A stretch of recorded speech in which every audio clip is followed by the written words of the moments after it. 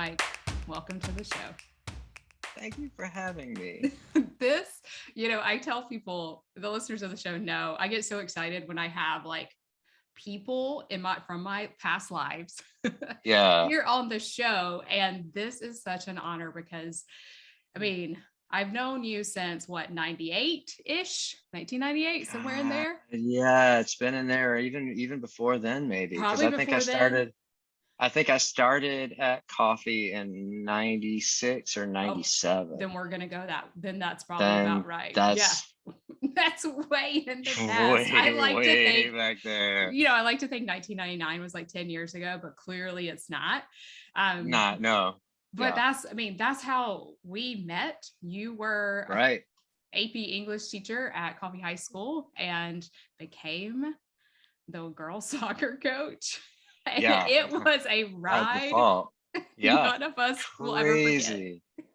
No. Very, very interesting all the way around. All the way around and people at the show know this, that like I played soccer in high school and played in college as well. But, sometimes I don't know that we've gone into a lot of the detail of what happens about that. Sure. But I was actually part of the very first girls soccer team at Coffee High School that year. And when I have conversations with students and they talk about, well, like my team is just not that great and I still want to play in college, I'm like, sit back and let me tell you a little story. I got a little story for you. Yeah, well, and I actually had a lot of thoughts about that when I was talking to you about that before. It is really interesting. My coaching experience has been really interesting because I coached at Coffee, where we didn't have we had a starting team. Our team was wonderful for what it was, right? But we weren't in the wins and losses category. We weren't terribly successful. I think what we were really successful at is like having people have wonderful experiences and a life together and like, driving all over South Georgia in a bus. And then I taught and coached at a suburban school up here that was more of your textbook, affluent club soccer, ODP player type schools. And like the boys team, for example, went to the semis the last year that I coached before I got like really burned out on it. And there are some differences, but I'll say that starting in a rural place with a team that's not very good can also be a little bit of a boon, because there were a lot of you guys that used the resources that you had in ways that were inventive and creative. And that's something that kids in resource rich environments where there are lots of ODP teams and lots of club soccer teams, that's a kind of thinking that they don't have to do. And I remember, like, you don't grow grit out of a surplus of resource. Right. Yeah. You kind of grow grit out of a will. And so like, if you want to do something, and like stories of things like the Jamaican bobsledding team come to mind, where you're just like, all right, that's a pretty resource poor environment right there for bobsledding, but it isn't. And so I do think that there are resources available within yourself that you can kind of start out with. And I think about a lot of players that got really good doing things like playing with the boys, and like getting out there and roughhousing with kids on the Saturday and that kind of stuff. And then I saw a lot of kids who were successful on the other end of that too, but who maybe got to college and then quit because college soccer is hard. And you're not the best person on your team anymore. And you're not so you're not getting the accolades that you were before. And all of a sudden you're in a whole different, you've leveled up. and you haven't really had the same kind of challenges that have built character in you. So I think they're both. But I also want to be clear that I've also met kids with like an incredible character in those resource-rich environments who didn't take those resources for granted and who went on to be like really successful human beings. Yeah.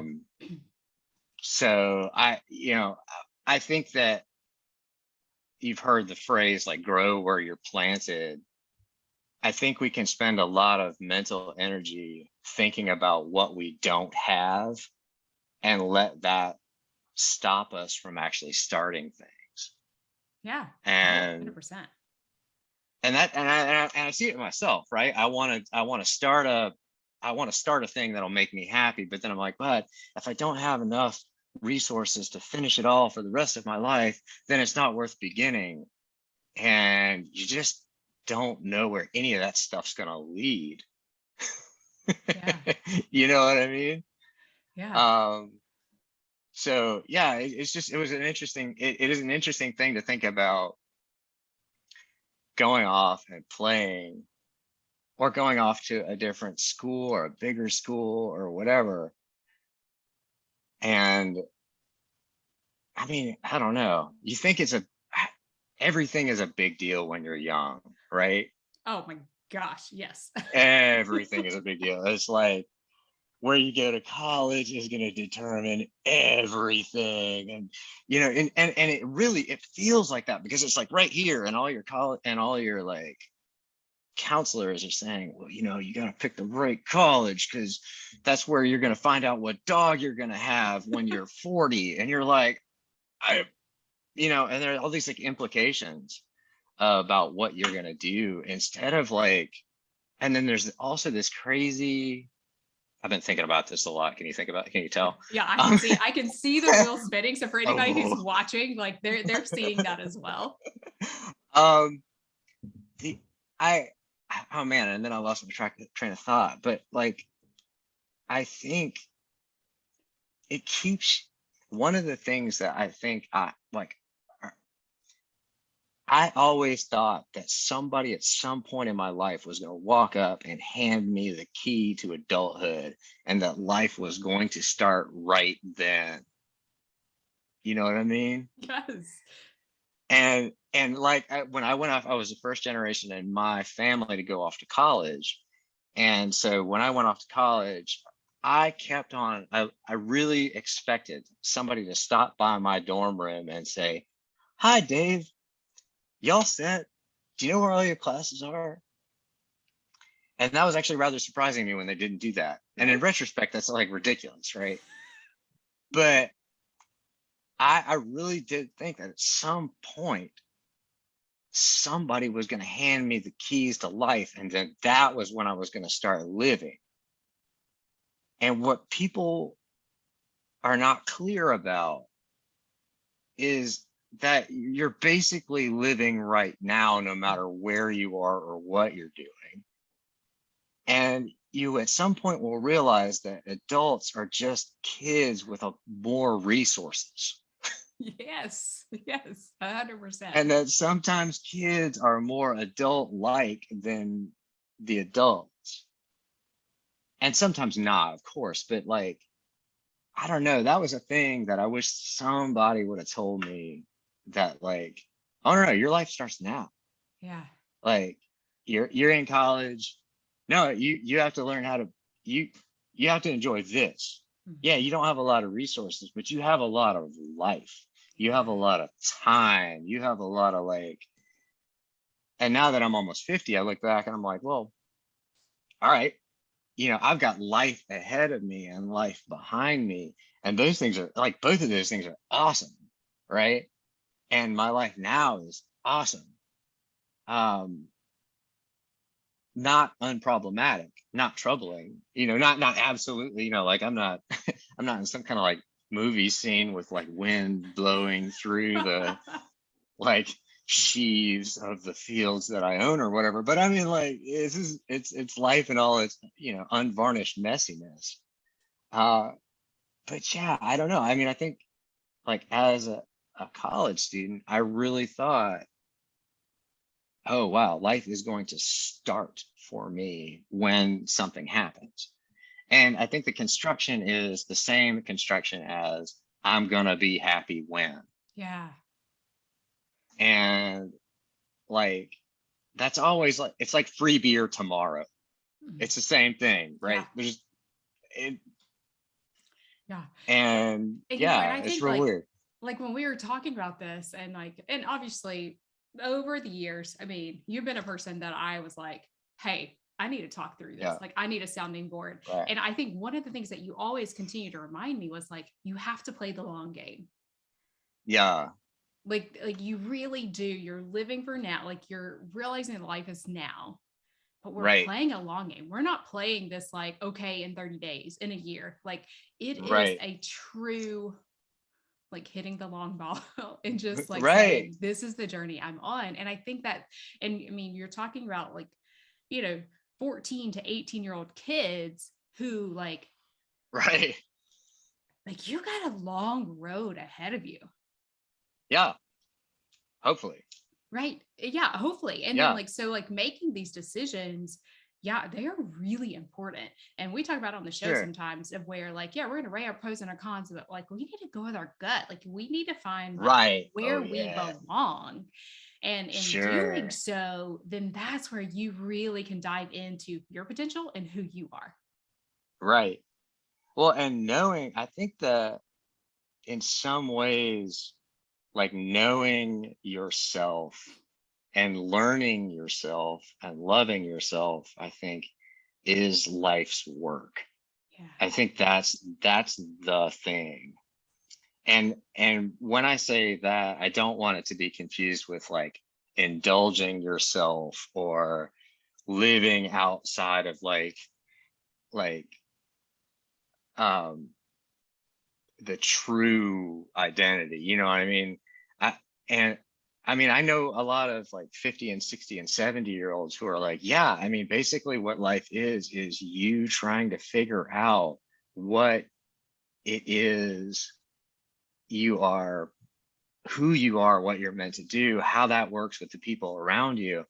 And don't confuse that with vocation, Right. or job or career, because who you are and what you do are not the same things.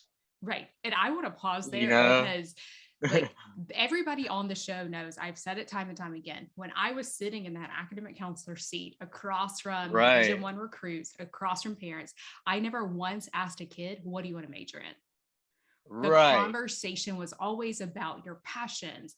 What do you right, thrive on? All of these things, because I didn't care if they came in and were like, I'm going to go to med school. And I'm like, great. Well, you don't have to major in biology. Like, right, what else could there possibly be that you really enjoy and you love? Like, we can make this work. right. And the reason why I bring that Hmm. up is because, okay, what you do now, and I'm going to let you tell everybody what you do now, is totally Yeah, different than you graduating with a bachelor's degree in cello performance. right. Real different.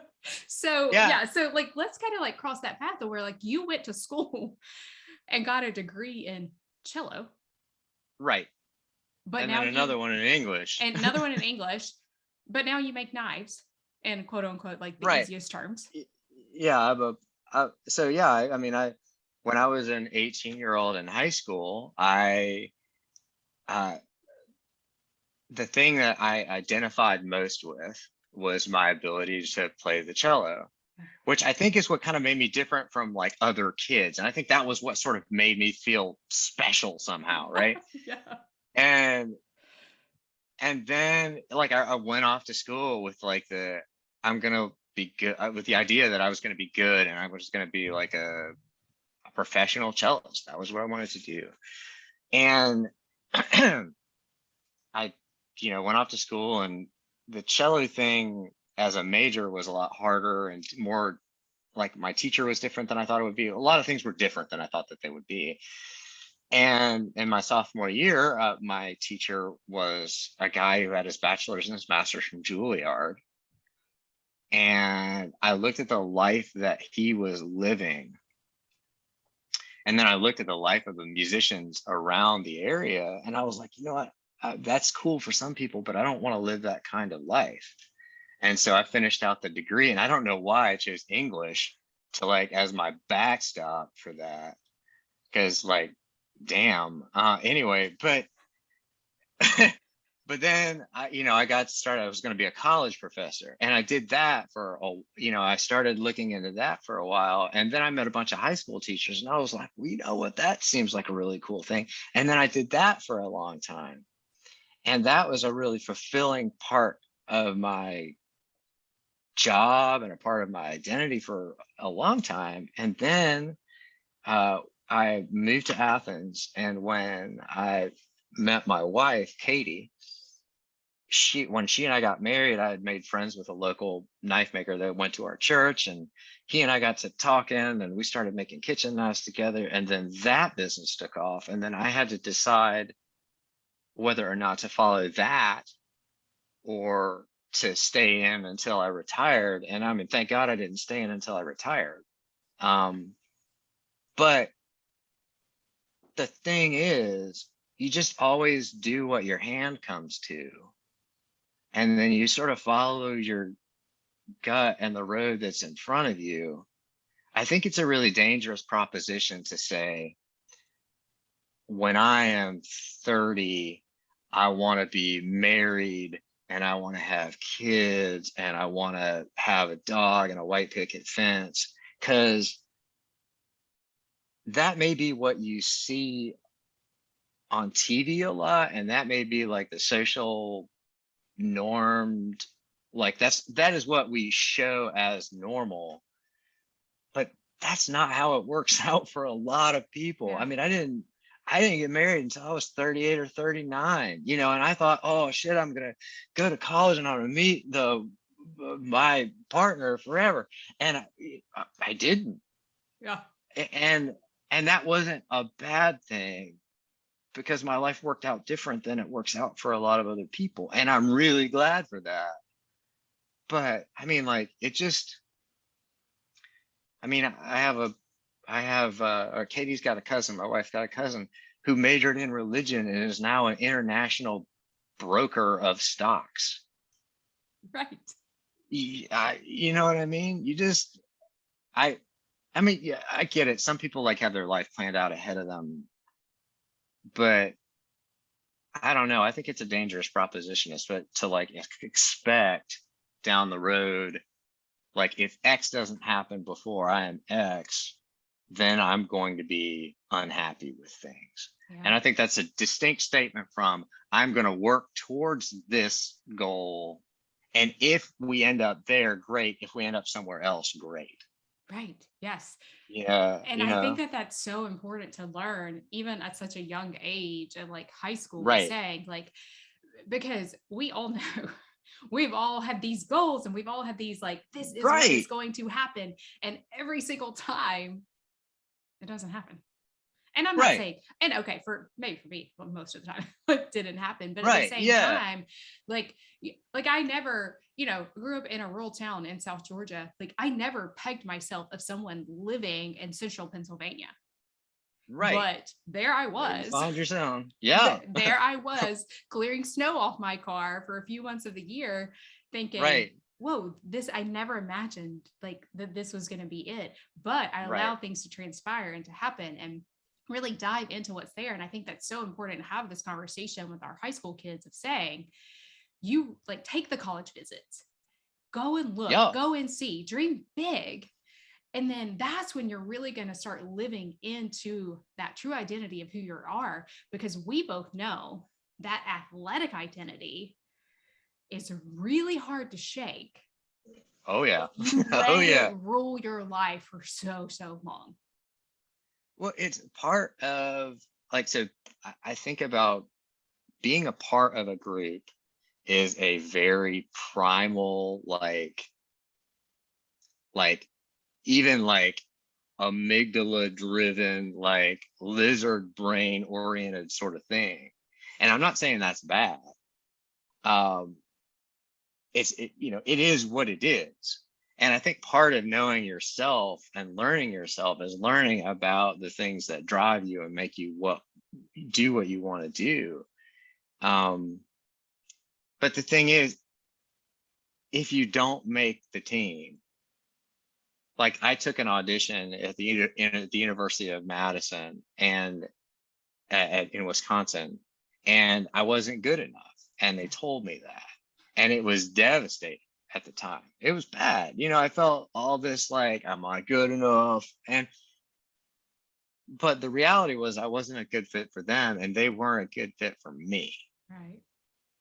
And my life path would have been a completely different path had that been the case. And when I say don't, that your goals will end up differently than where you think that they will, they'll lead you down different paths. I think that is not to be confused with the fact that you shouldn't make goals. I do think that you should make goals. I'm sitting here thinking you're just showing that notebook, and I know 100% for a fact that like you have stuff written down. Yeah. Because you taught us that. Like you taught us like, hey, like we're going to dream big. We're going to figure this out. Like we're going to mark things down that you're going to work towards. And along the way, we're going to start to learn more information about life around us and ourselves. Right. Well,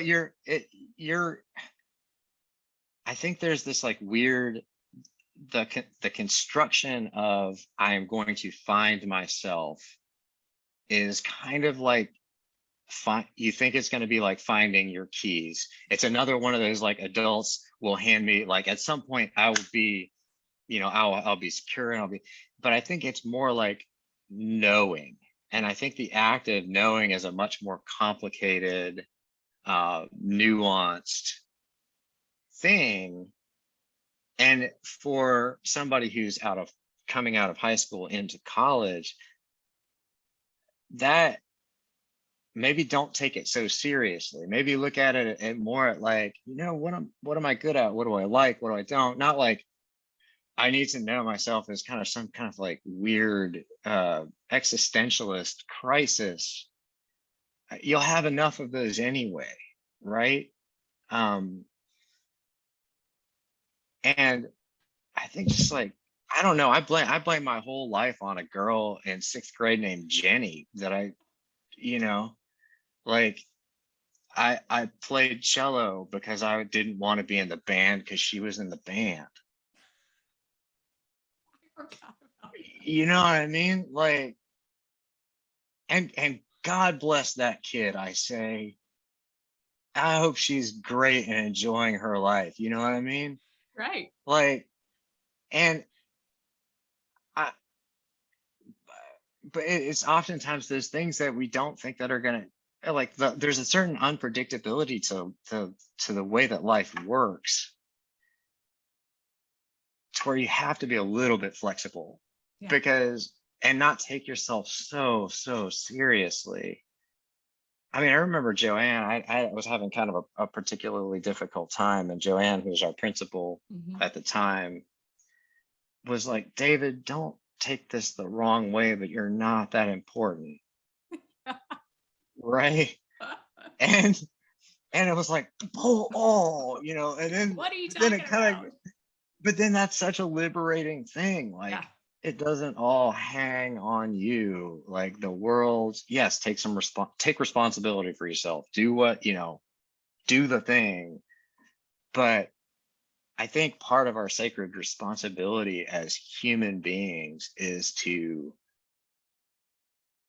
learn to love and live the life that we've been given, and to love the people around us. And in that way, it doesn't really matter whether or not I'm a musician or a high school English teacher or a knife maker.